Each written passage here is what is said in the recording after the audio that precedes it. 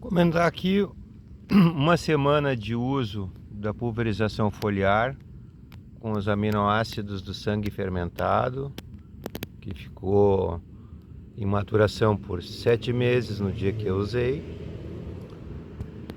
Está me agradando muito a cor, né? Verde, a tonalidade escura que está vindo da pastagem. Inclusive com algumas de verão se beneficiando também. Mas olha aqui que loucura, isso aqui chega a estar quase azul de tão verde. Fotossíntese a milhão. Esse campo aqui está com 18 dias de descanso. Faz uma semana que foi aplicada a pulverização foliar, numa dose que para agricultura contemporânea é muito pouco em termos de nitrogênio, mas quando se fala numa adubação de microbiota até foi uma dose considerável. Eu usei o equivalente a 20 kg do fermentado por hectare, numa calda de 200 litros com um pouco de sabão para quebrar a tensão superficial.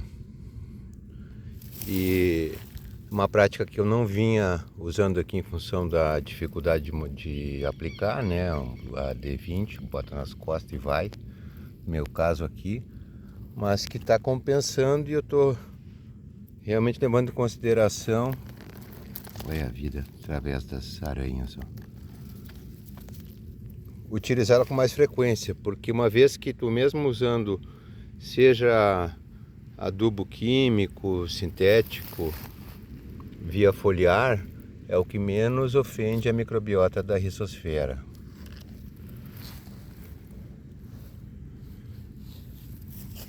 Essa dose que eu utilizei, ela seria o equivalente a 10 litros de sangue mais 10 litros de melaço, que na verdade orgânico, pode ser substituído por açúcar mascavo. E esse açúcar ele vai ser fermentado e vai produzir uma série de metabólitos. Então, como fonte de açúcar em si, muito pouco que fica em função do consumo da própria fermentação. Mas ele dá um impulso, e eu estou vendo aqui, quero compartilhar com vocês um resultado que, apesar de uma semana só, para essa época de frio intenso, onde a pastagem demora para vir, poucos pastos têm uma capacidade de crescer em temperaturas muito baixas. Olha que beleza! Como o capim-timote, uma exótica, né? O rabo de gato, que esse cresce até embaixo da neve. Mas a gente também tem surpresas com as nossas nativas. Isso aqui é um Dactylis, é uma outra exótica, capim do pomares. Esse cresce bem também no frio. Mas a gente tem, apesar da limitação de crescimento do inverno, a compensação com a qualidade. Então, esse potreiro vai ser aberto daqui mais uns 15 dias, 12 dias. Vamos ver como é que vai vindo, pelo jeito que está vindo. Talvez até antes. A sobressemeadura vindo aí, ó. Ervilhaca. O nabo. Tem um mix de plantas aqui. Campo nativo.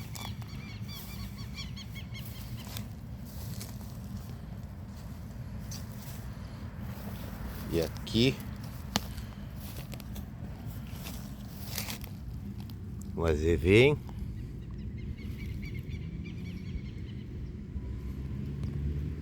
Capim lanudo. Numa intensidade de cor que faz inveja a uma aplicação de ureia, né? E o que eu estou buscando aqui é densidade nutricional das plantas, que eu vou medir antes de largar. Que isso com químico tu não consegue. Então essa iniciativa de utilizar o sangue fermentado como uma fonte de aminoácidos não me lembro de nenhum registro de sangue, né? Se usa muito o peixe, o fermentado de aminoácidos de peixe. É o mesmo processo. Vai no meio dos axonópolis, já se entregaram, mas eles estão servindo como fonte de fibra quando as ovelhas vierem para comer o verde. Mas me impressiona, apesar dos poucos dias, a reação e o caminho.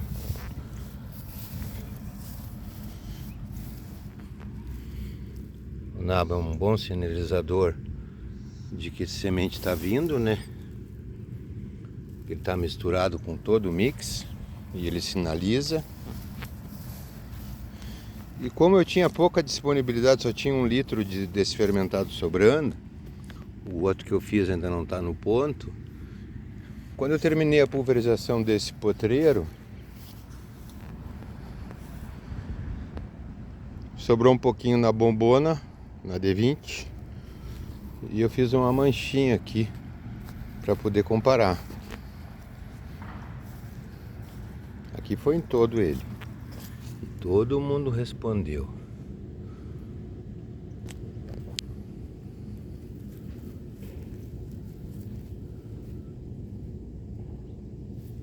A cor que eu vou te dizer, né? Tá bonito de ver. Esse é o maior desafio, tu conseguir resposta no inverno sem a utilização de adubo químico. Essa mancha aqui eu fiz só o que sobrou da bombona e deu para ver uma diferença bem grande na produção de folhas, na matéria seca, comparado com o lado. E a cor também, né? Verde escuro. E aqui onde não foi tá mais claro. Mas é uma manchinha só que eu fiz de uma sobra da bombona. Mas dá para notar bem a diferença. Aqui onde não foi ele tá mais claro o verde.